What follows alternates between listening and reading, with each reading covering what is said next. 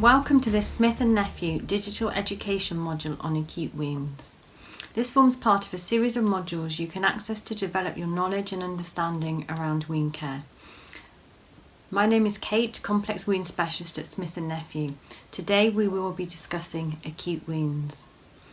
By the end of the module you will be able to define an acute wound and discuss normal wound healing.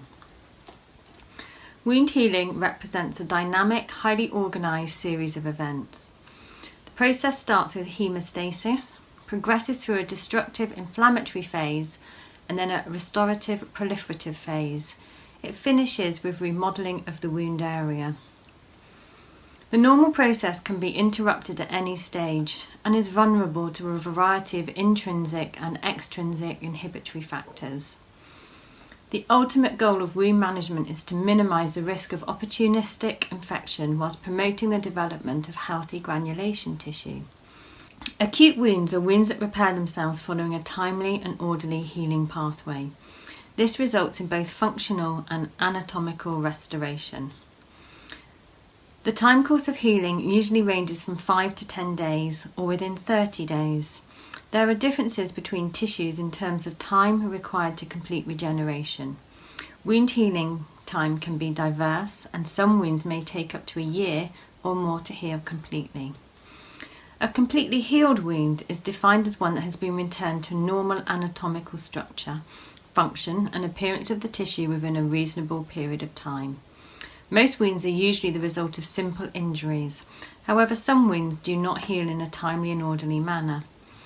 Acute wounds can be acquired as a result of traumatic loss of tissue or a surgical procedure. Wounds can arise from a pathological process that begins externally or internally within the involved organ. They can have an accidental or an intentional etiology, or they can be the result of a disease process. Acute wounds can be defined in two categories, either traumatic or iatrogenic. Traumatic wounds are unintentional, with some examples being abrasions, skin tears and burns. Medical intervention will sometimes result in acute wounds, and these are known as iatrogenic wounds. Examples of these are grafts or IV puncture sites. Acute wounds begin with an injury that disrupts the blood supply, followed by a clotting process which stimulates the release of growth factors that initiate the wound healing cascade. To check your knowledge and understanding, try and answer the quiz questions.